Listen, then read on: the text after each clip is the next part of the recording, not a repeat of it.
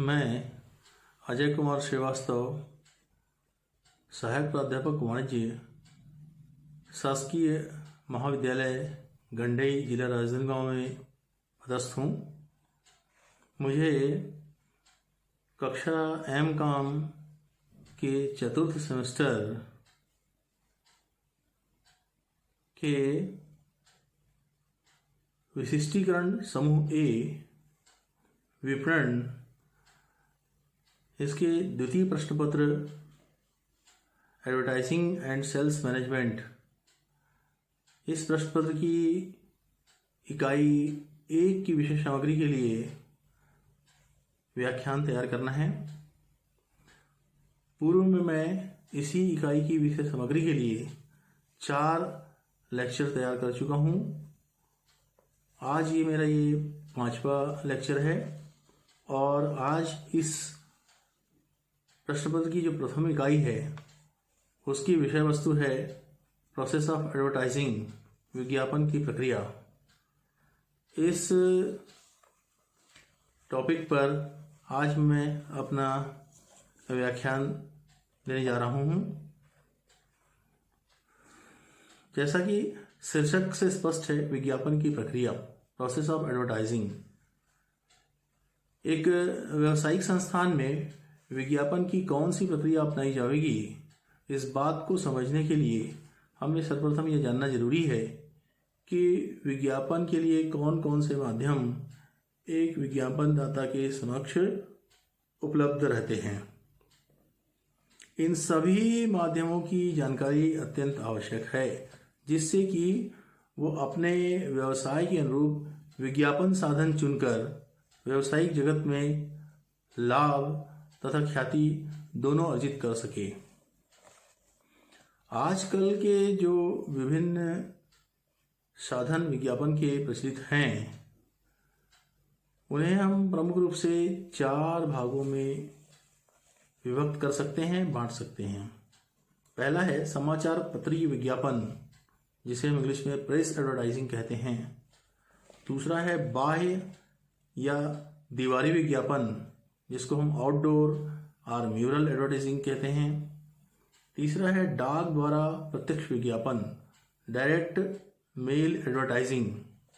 और चौथा और अंतिम है मनोरंजन एवं अन्य विज्ञापन, एंटरटेनिंग एंड मिसलेनियस एडवर्टाइजिंग। इन 4 प्रमुख माध्यमों की विस्तार से अब हम चर्चा करेंगे। सर्वप्रथम समाचार पत्री विज्ञापन को मैं लेता हूं। समाचार पत्री विज्ञापन, जिसे हम इंग्लिश में प्रेस एडवर्टाइजिंग कहते हैं, यह आधुनिक युग का सर्वाधिक लोकप्रिय साधन है।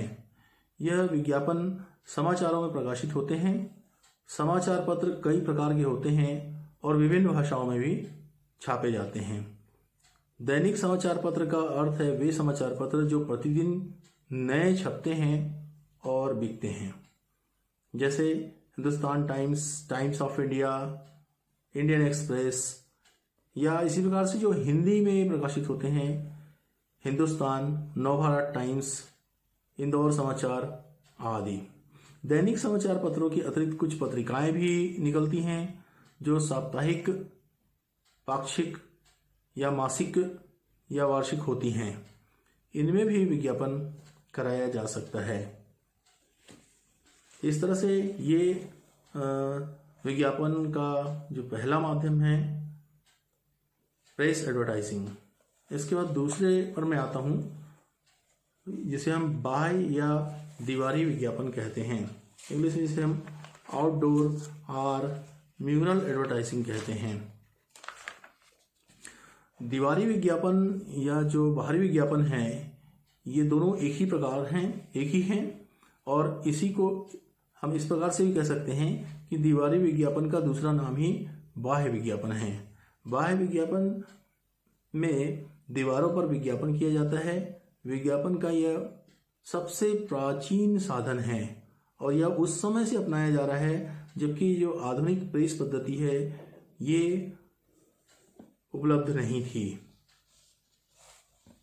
इस तरह से बाहरी विज्ञापन के अंतर्गत मैं बताना चाहूँगा कि जो विज्ञापन के प्रचलित माध्यम है वो है विज्ञापन पत्र, पोस्टर्स जिसे हम कहते हैं, विज्ञापन बोर्ड, बिजली द्वारा सजावट,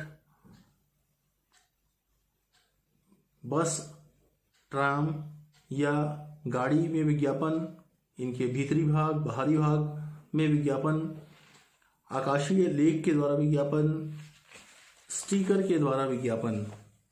इस प्रकार से ये बाह्य विज्ञापन के प्रकार हैं। इसके पश्चात आता है डाक द्वारा प्रत्यक्ष विज्ञापन, डायरेक्ट मेल एडवर्टाइजिंग।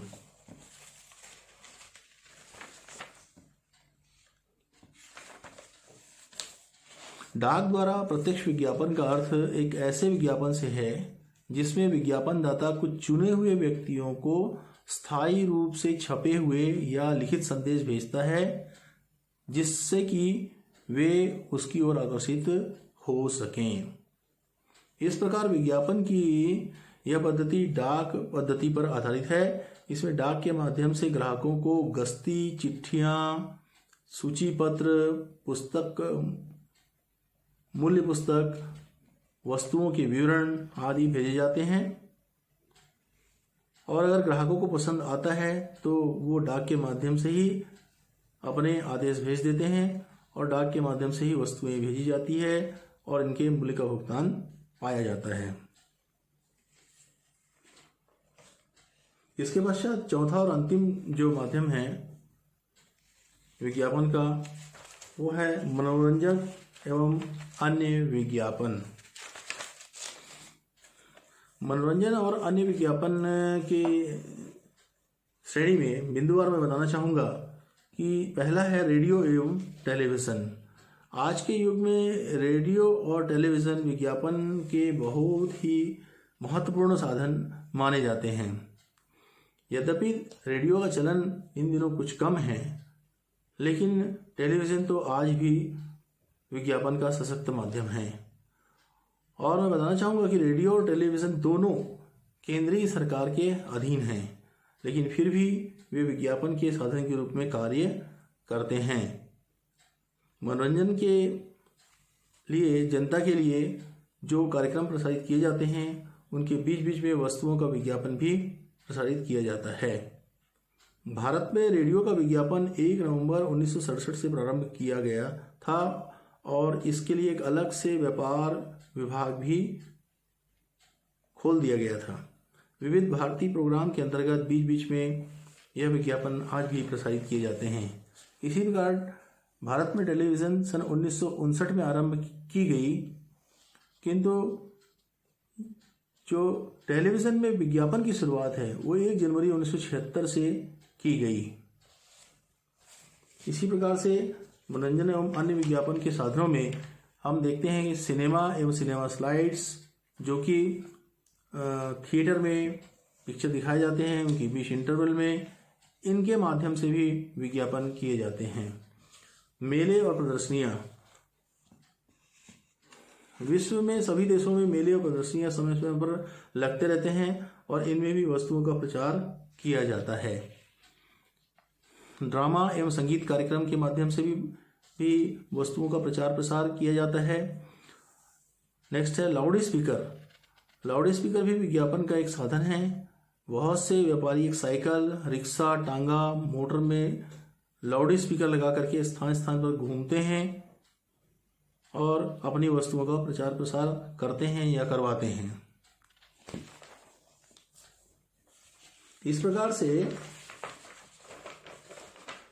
विज्ञापन के विभिन्न माध्यमों और साधनों को जानने के पश्चात अब हम विज्ञापन की प्रक्रिया का अध्ययन करेंगे। विज्ञापन के सर्वोत्तम परिणाम के लिए आवश्यक है कि व्यवसाय में विज्ञापन की जो प्रक्रिया है उनका पालन किया जाए। नीचे हम कुछ चरणों के बारे में चर्चा करेंगे कि अगर विज्ञापन में उन प्रक्रियाओं में उन्हें शामिल कर लिया जाता है तो एक विज्ञापन सफल होता है। विज्ञापन की जो प्रक्रिया है उसको मैं बिंदुवार आप लोगों को बताना चाहूँगा। सबसे पहला है वस्तु का परिचय। विज्ञापनदाता चाहता है कि वह जिस वस्तुओं या सेवाओं के लिए विज्ञापन कर रहा है उसके बारे में संक्षिप्त सूचना उसमें समाहित हो, जैसे वस्तु का नाम, वस्तु के गुण, वस्तु का मूल्य, ट्रेडमार्क या ब्रांड, विज्ञापनकर्ता का नाम या पता उसमें दिया जाता है। नेक्स्ट है उद्देश्यों को जानना। विज्ञापन की प्रक्रिया में यह जानना जरूरी है कि विज्ञापन के उद्देश्य कौन कौन से हैं। उपभोक्ता वर्ग को इस विज्ञापन से क्या संदेश देना चाहते हैं। यदि विज्ञापन तुरंत कराना है तो समाचार पत्र, रेडियो, टीवी ठीक रहेगा। इसी प्रकार यदि विज्ञापन का उद्देश्य दीर्घकालीन प्रभाव डालना है तो मासिक पत्रिकाएं ठीक रहेंगी। नेक्स्ट है अगला, शोध या रिसर्च। इस चरण में विभिन्न स्तर पर किए गए,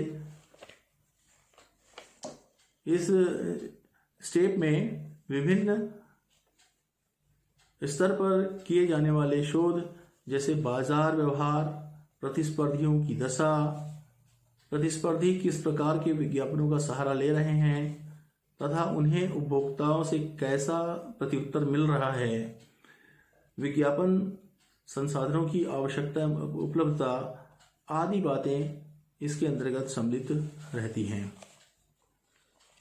अगला बिंदु है लक्षित उपभोक्ता वर्ग। अगला चरण यह है कि जो लक्षित उपभोक्ता वर्ग जो वस्तुओं को खरीद सकते हैं उनकी पहचान करने की आवश्यकता है। लक्षित उपभोक्ता वर्ग को यह पहचान करने में किसी भी प्रकार का संदेह नहीं होना चाहिए। जैसे कि बच्चों के प्रोडक्ट के लिए जो पेरेंट्स होते हैं वो लक्षित उपभोक्ता वर्ग कहे जाते हैं। इसी प्रकार यदि वस्तु स्त्रियों की है तो विज्ञापन माध्यम भी ऐसा ही होना चाहिए कि जो उन तक पहुंच सके। इसके लिए स्त्रियों की जो पत्रिकाएं हैं उनका सहारा विज्ञापन के लिए लिया जा सकता है। अगला बिंदु है माध्यम का चुनाव। एक बार जब लक्षित उपभोक्ता वर्ग की पहचान हो जाती है तो फिर अगला काम उचित विज्ञापन माध्यमों के चुनाव का होता है। इसके सही चुनाव करते समय इस बात का विशेष ध्यान रखा जाना चाहिए कि विज्ञापन के माध्यम जिन वस्तुओं या सेवाओं के लिए हो वह उन उपभोक्ताओं तक जो वस्तुओं सेवाओं के क्रय के इच्छुक हों उन तक सफलतापूर्वक पहुंच जानी चाहिए। अगला बिंदु है बजट तय करना। इसके पश्चात विज्ञापन के लिए बजट कैसे बनाया जाएगा इसकी योजना बनानी चाहिए। यह इसलिए भी जरूरी है क्योंकि पूरी की पूरी विज्ञापन की प्रक्रिया के दौरान इस शीर्षक में न तो धन की कमी होनी चाहिए और न ही प्रक्रिया के अंत में अत्यधिक धन शेष बचना चाहिए। अतः विज्ञापन कार्यक्रम के अनुसार बजट बनाना चाहिए। अत्यंत जरूरी है। छोटी व्यावसायिक संस्थाओं को बजट बनाने की आवश्यकता नहीं होती है, किंतु बड़े व्यावसायिक प्रतिष्ठानों में यह अत्यंत आवश्यक है। अगला बिंदु है विज्ञापन की रूपरेखा तैयार करना। विज्ञापन माध्यम का चुनाव तथा बजट तय करने के पश्चात विज्ञापन की रूपरेखा अर्थात विज्ञापन सामग्री का निर्माण कार्य करना पड़ता है। विज्ञापन सामग्री का अर्थ विज्ञापन प्रतिलिपि का ढांचा तैयार करने से लगाया जाता है। छोटा व्यवसायी विज्ञापन की रूपरेखा स्वयं तैयार कर लेता है, किंतु एक बड़ा व्यवसायी अपने यहाँ पृथक से विज्ञापन विभाग रखता है जिसका काम ही विज्ञापन सामग्री एकत्रित कर विज्ञापन करना होता है। कुछ व्यवसायी विज्ञापन एजेंसी का सहारा लेते हैं। यह कार्य अत्यंत महत्व का होता है।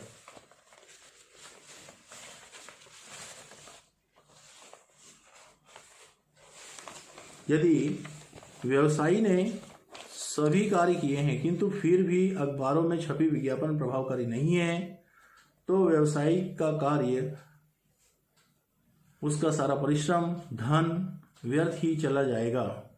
बिक्री नहीं बढ़ेगी, इसका सीधा असर लाभ पर होगा। अतः विज्ञापन की रूपरेखा तैयार करने के लिए उचित सामग्री का उपयोग कर अच्छे एजेंसियों का सहारा लेना चाहिए। अगला बिंदु है विज्ञापन की उपयुक्तता की जांच। विज्ञापन की उपयुक्तता के संबंध में कहा जाता है कि विज्ञापन में क्या क्या लिखा होना चाहिए।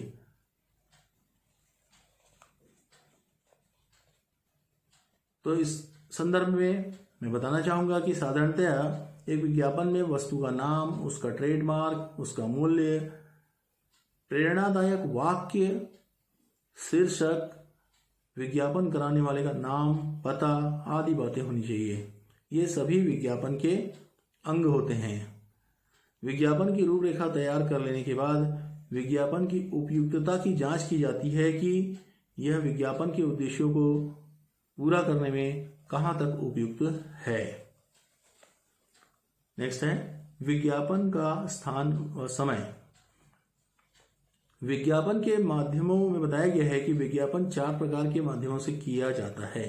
इनमें अगर विज्ञापन बाह्य विज्ञापन है तो यह तय किया जाता है कि विज्ञापन किस स्थान पर किया जाएगा, किस स्थान पर प्रदर्शित किया जाएगा। स्थान का चुनाव लक्षित ग्राहकों को जहां से यह विज्ञापन स्पष्ट दिखाई दे वैसा स्थान चयनित कर किया जा सकता है। अगर यह विज्ञापन टीवी के माध्यम से प्रसारित किया जाएगा तो समय तत्व बहुत ही महत्वपूर्ण होता है कि कौन सा समय ज्यादा प्रभावकारी होगा। अगला बिंदु है विज्ञापन को कार्य रूप देना। उपरोक्त सभी बातें तय हो जाने के पश्चात विज्ञापन को उपभोक्ता ग्राहकों के लिए जारी कर दिया जाता है।